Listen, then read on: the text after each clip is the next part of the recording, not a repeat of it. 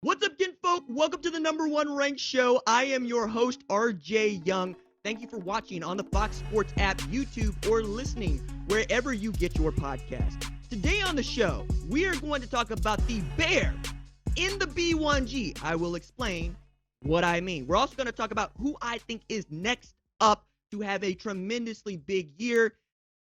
Probably shocks nobody that I'm going to say this person's name, but it's Jack Sawyer.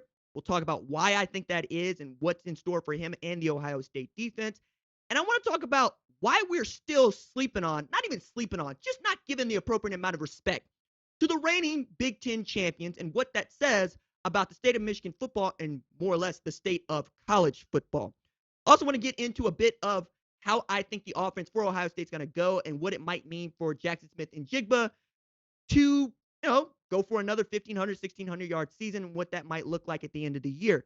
But first, I want to follow up on Tuesday's show where I ended talking about Kirby Smart, who had given some opinions about players making money, big money, on name, image, and likeness at the Texas High School Football Coaches Association meeting 2 weeks ago. So he hopped on a plane that cost about $35,000 round trip private to fly to that convention in San Antonio to talk at length with those coaches. He's tired of talking about NIL. I share that with him. But he did make reference to a number of good things that are going on with Georgia, one of which is 95 of his players have NIL deals of some sort. That's pretty good, right? Texas Tech is going to make sure that number is 100 for them. 85 scholarship players plus their top 15 walk-ons. And we're seeing these sorts of consortiums pop up all over college football. Now, what I think is interesting about that is that Kirby does not have a problem with players making money. However, he does have a problem with them making a lot of money. So as I had said in Tuesday's show, I want to give him his full quote here before I give you my opinion about it. So I'm going to just reiterate. What I can't accept is some young men getting $10,000 a month for 4 years or 3 years of college. That's $120,000 a year. What do you think he's doing with that? Is that actually going to make him more successful in life? Because I promise you, if you handed me $10,000 a month my freshman year of college, I probably wouldn't be where I am today. I believe that. That was a Tuesday.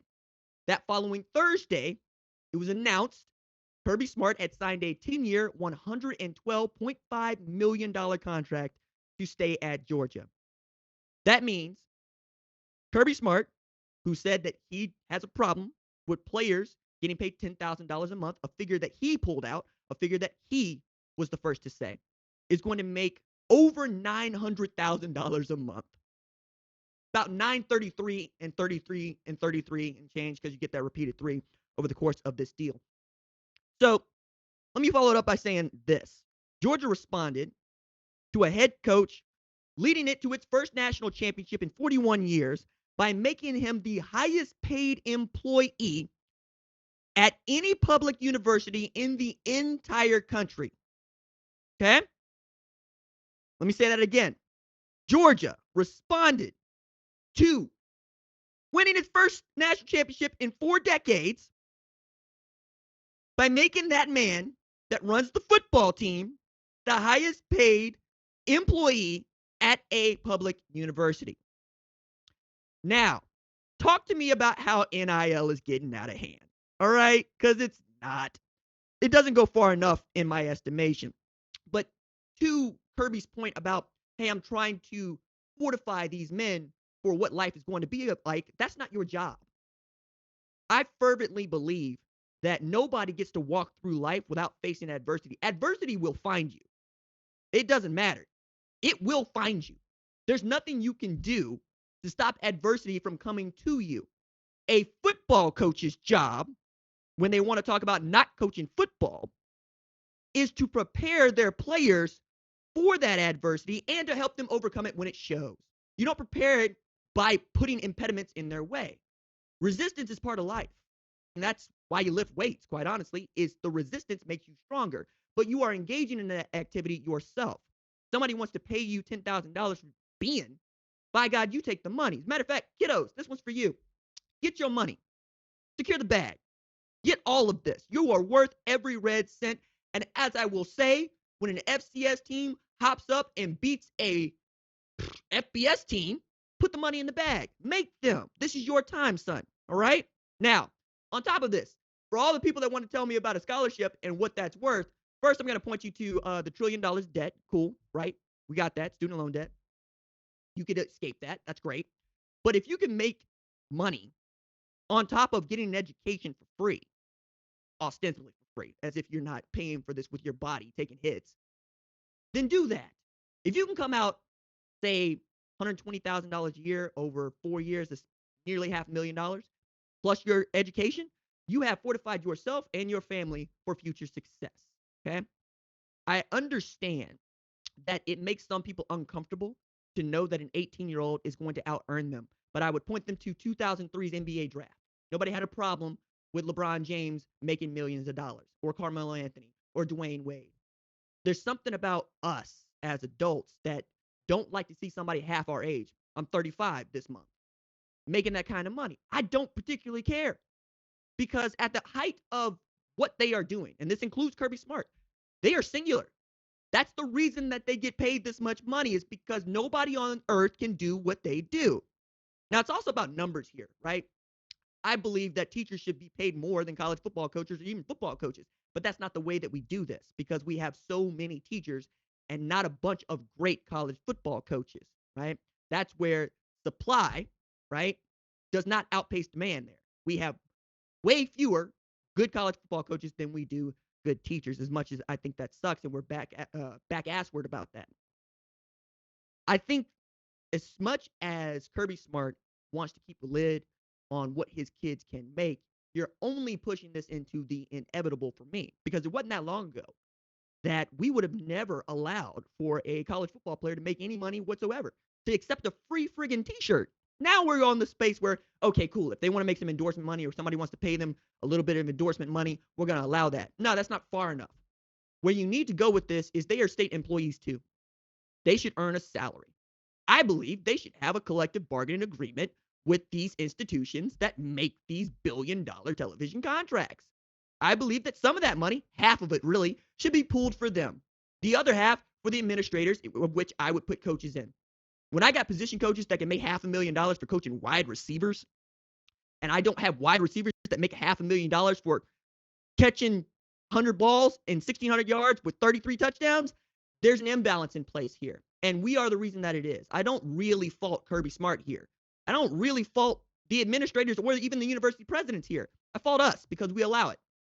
We have decided this is the kind of football that we want to see from college. I'm here to tell you it's not what I would like to see. It's not ideal for me. And I soon think you're going to agree with me. You're going to see the hits the players take. You're going to see what it does to their brains. You're going to see how physically violent this sport is. And then you're going to see the thrill they give you. Because there will be nothing that I cherish more than watching Oklahoma win a national championship. Again, its 8th national championship, until the next one, and the next one, and the next one, right? The kiddos, on the other hand, are going to play this game at a very high level, and they're going to risk a lot to do it. Why? So we can feel entertained. Okay? If you are going to ask that of them, the least you can allow is that they make an appropriate amount of money for the risk that they take. Okay, I want to go from that to this. The Bear in the B1G's original beef in realignment. All right, so preface this by saying, if you have not watched The Bear on the Hulu, you should get on the Hulu and watch The Bear, okay? All your friends, all your cool friends, they've already seen it. Just a matter of it. Like the tastemaker in your friend group, yes, that person has good things to say about The Bear.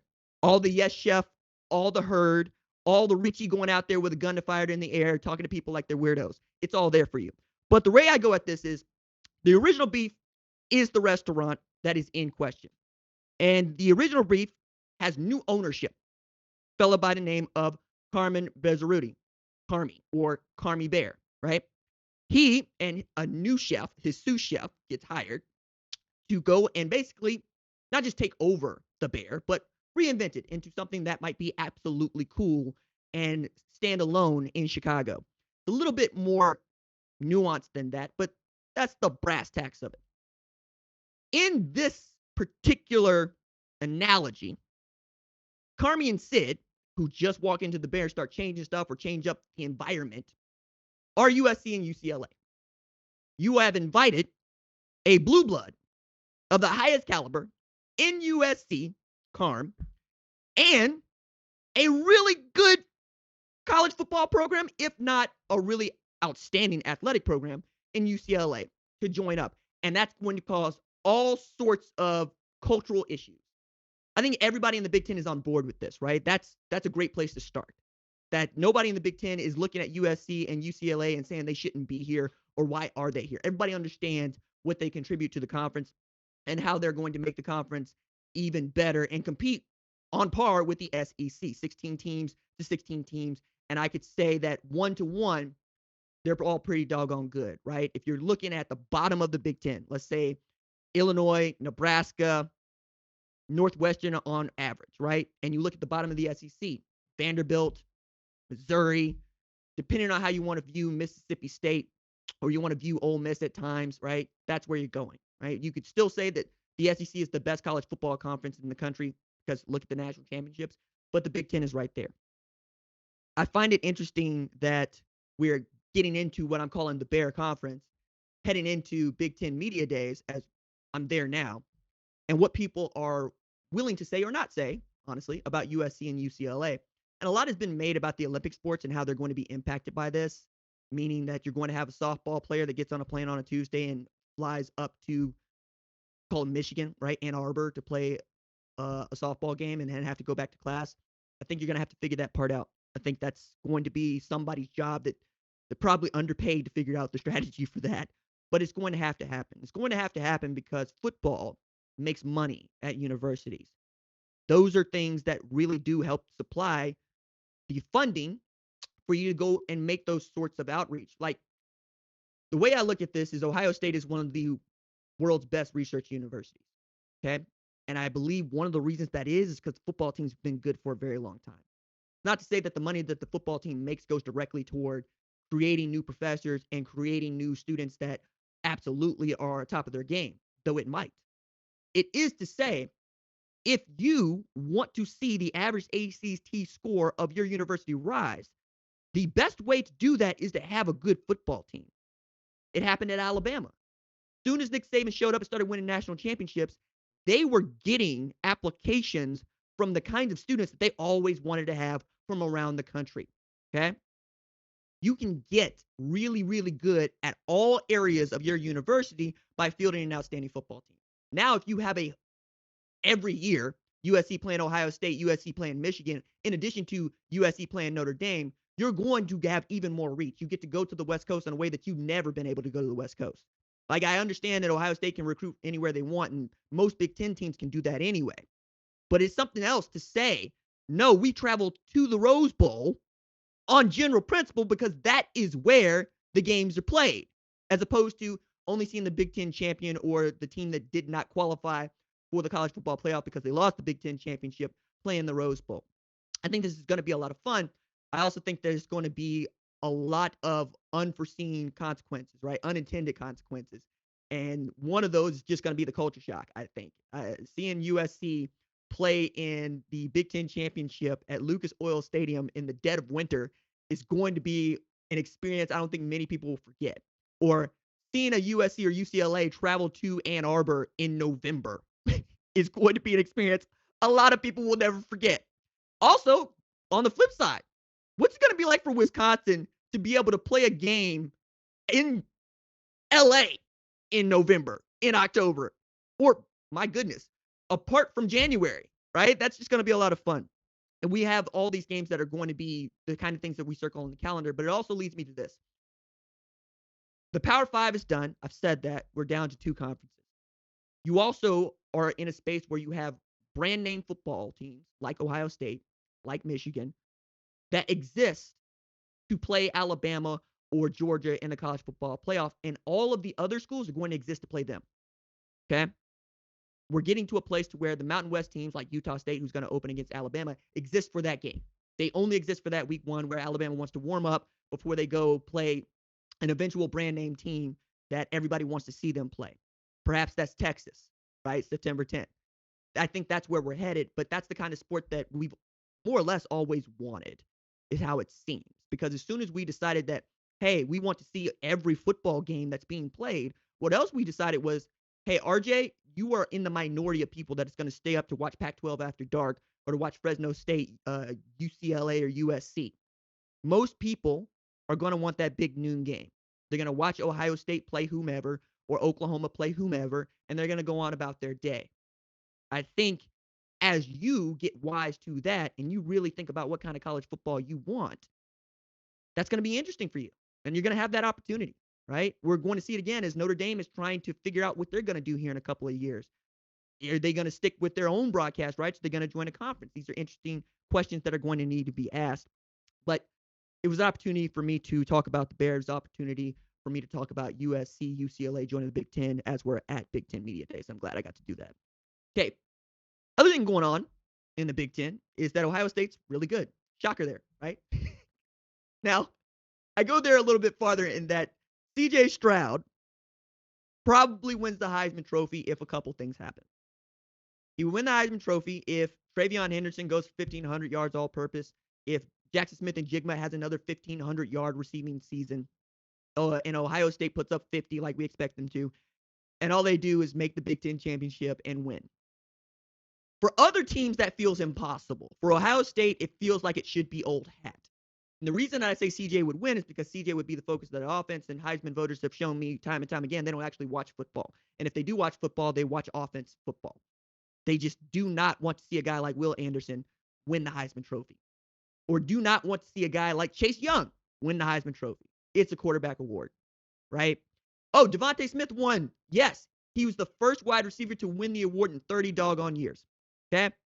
You got to go all the way back to guys going both ways like Charles Woodson before you get to the last wide receiver to win the Heisman Trophy, Desmond Howard, Michigan.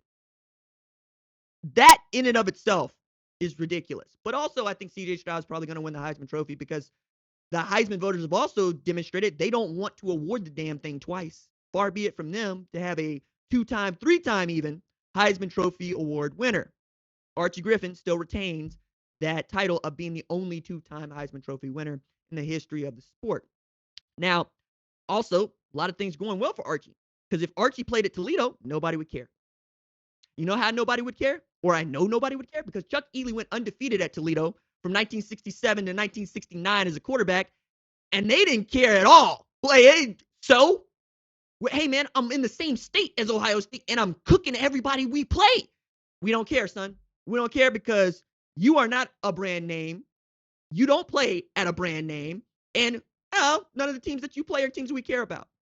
Archie Griffin was fortunate to play at a program that had already established itself in the previous 80 years, being one of the blue bloods of the sport. And they handed him the doggone football. Okay? Bryce Young goes off again. Bryce Young makes the national championship game again. I can damn near guarantee he's not going to win the Heisman Trophy. Simply because they want to be like, no, we want to give it to somebody else. Even somebody that might not deserve it. Bryce Young goes for 6,000 yards passing, 65 touchdowns. Breaks every record that there is, maybe. But even then, I got a hard time saying that he's going to repeat. And then you look down the line, it would have to be Jackson Smith and Jigba going for something like 2,400 yards receiving. He would have to be the offense for him to win that award in a way that CJ Stroud just seems like the guy that's existing to throw him passes. And that's just not the way that it's been going at Ohio State since Ryan Day has been there. The quarterback has been influential. Even in a year where J.K. Dobbins rushes for 2,000 yards, Justin Fields is a Heisman finalist. That's how important a quarterback is, not just to Ohio State, but to Heisman voters. So as much as I would really like to see Bryce Young repeat, maybe even forego the next year, come back and get a third one if he could, I just don't expect it. And I believe that Ohio State's going to have the best offense in the country, full stop. It's nasty over there. I mean, I could talk about the wide receiver group for an hour. I could talk about the running back group for another half hour. And I could talk about those 3 quarterbacks alongside, or 2 quarterbacks alongside CJ Stroud for another half hour because they're just that good. If they can protect him, give him a little bit of time, open some running lanes for Trey Henderson, they're going to just be nasty. Good luck stopping that offense. Sticking with Ohio State, I identify a couple of players each and every year that I think are going to have breakout seasons, right? I was way ahead on the Travion Henderson thing because I just saw what his tape was at Hopewell, Virginia, and it's a 10-minute highlight reel of him not being tackled. Like that was an easy one. I want to pat myself on the back too much for that one because that seemed easy. If you care about recruiting, if you care about high school, and a lot of college football people just don't. I don't know why they don't, because that's what it is. If you're talking about a committed quarterback, you're late. I can go on about that, but I won't. I was a little bit ahead on the whole Trey Sermon thing because Ohio State was the only fit I saw when he went into the portal. They needed a tailback. They needed a tailback with some gravitas and with some pedigree. And it didn't go well there to start, but then it went real well toward the end, right? Playing the national championship game. And this year, I think on the defensive side, it's time for Jack Sawyer to announce himself to the college football world. Many of you will know Jack Sawyer. If you follow recruiting at all, it's hard to miss. He was one of the best players in the class of 2021. Number one player in the state of Ohio, which is nothing small. That state loves its football and plays it well. But he also was going in with the number one overall recruit in that class, which is JT Tuimoloau. And you're going to have bookends. You're going to have JT Tuimoloau over there. You're going to have Jack Sawyer over there in a couple of years. Zach Harrison still might have something to say about this. But Jack Sawyer also has some wear left on his tires that other players don't. He forewent his senior year at Pickerton North, where as a junior, he also had his season cut short due to injury, but he played both ways. He had 79 of 35 passing with 1,000 yards passing and 9 touchdowns passing as a quarterback. That dude's playing end at Ohio State. If you look at Jack Sawyer and you think that that's the third the third Bosa brother, right, following Joey and Nick, nobody's going to tell you that you're wrong because his hands are that good. And he's playing for the best defensive line coach in all of football, if not all of the sport, right? Larry Johnson Sr. is that dude. He is absolutely that dude. And he is known as that dude, not just at Ohio State, but within that coaching staff. As a matter of fact, when Ryan Day had to miss a game due to COVID, guess who got tapped to be the interim head coach? Yeah, it was Larry Johnson Sr. Guys show up to play for that man, and he makes them better. He makes talented players better. The way I always tend to look at this is if I gave you a Formula One car or I gave you a Ferrari, let's make it a Ferrari, right? Just like an F40. Your job isn't necessarily to make that F40 better because it's pretty doggone good. Your job is to not break it. Your job is to find just a little bit of extra speed out of it. Larry Johnson Sr. does that with that defensive line year after year after year. Those dudes show up looking like monsters, and they come out looking like, real monsters. I think this is Jack Sawyer's time. I think he is more than due to have this kind of impact on an Ohio State defense that's going to need it desperately, right? Jim Knowles is introducing a brand new scheme that can work, but took some time at Oklahoma State to work. I think they're going to have a little bit of a head start there because Tanner McAllister, former safety at Oklahoma State, transferred to Ohio State. And if it's going the way I think it goes, something like a grad assistant on the field for Jim Knowles because he knows where everybody is supposed to be, right? You get great play out of guys like Taraja Mitchell. You get great play out of your corners. You get some outstanding play out of your defensive line like you're used to. You get back to something like that 2019 defense, and it's easy to see Ohio State being in the national championship, but you're also going to need a guy like Jack Sawyer, like Zach Harrison, like JT Tuimoloau to show up and get you some double-digit sacks. I think he's going to be in a position to do this because a lot of people are going to focus their attention on Zach Harrison or even JT, and he's going to be over there going ape. It's going to be a lot of fun to watch. I think also it's important to lay out what a defensive end or an edge player is capable of in this defense. Colin Oliver went to Edmond Santa Fe in Edmond, Oklahoma. Chose to go to Oklahoma State. I didn't know that was a great decision by him until he showed me. He had 11.5 sacks as a true freshman in that defense. You can eat over there if you know how to get off the ball. And Jack Sawyer absolutely knows how to get off the ball. So if Colin Oliver can get to 11.5 sacks, being the kind of blue chip player that he was, what could Jack Sawyer be able to do? What could any of those guys at edge be able to do in this defense? It's going to be a lot of fun to watch. Okay.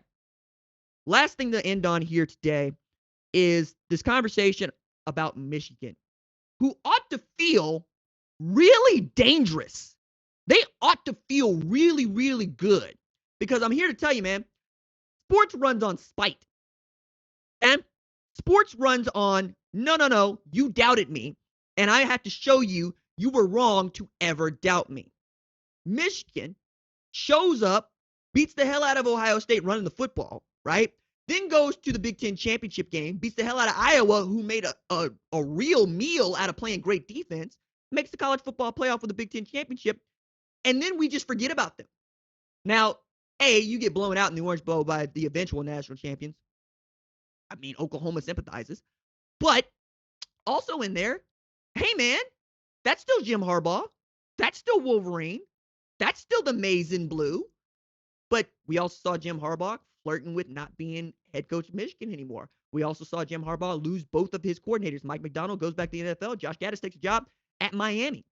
You're going to have to really rely on guys like Sherrone Moore to pick up the slack. Sherrone Moore, who produced the best offensive line in football. I don't say that. The Joe Moore Award said that. That's where the trophy is.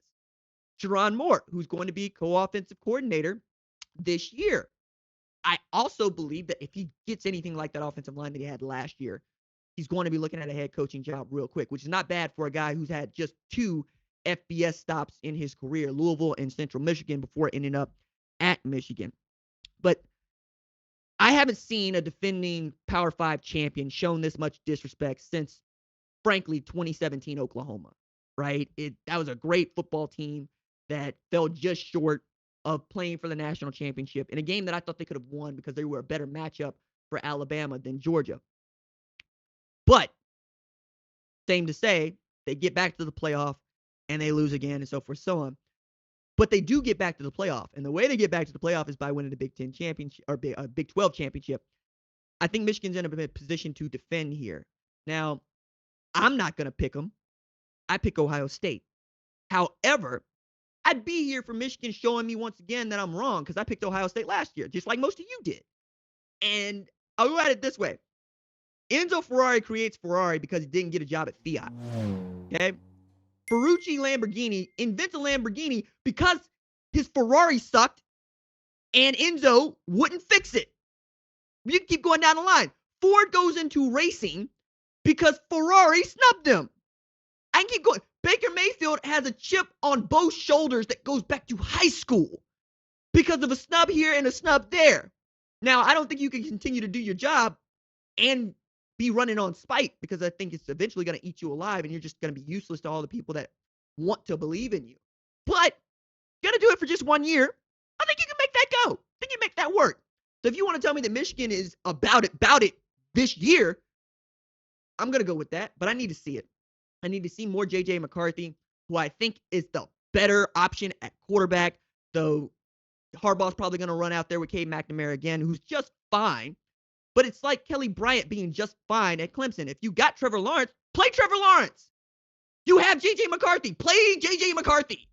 That dude is going to terrorize other people with his legs. It matters. Look at this. He can also sling it down the field. I mean, that's against Ohio State's defense, which was garbage last year, but you understand. I like watching this dude play football. I think he's got an opportunity here to be really, really good. Just give him a shot here. It's been long enough. Now, last thing about this is that you want to prove that the game is no fluke. And you're in a position to do that, though. That's the thing. You lose Hassan Haskins. I get it.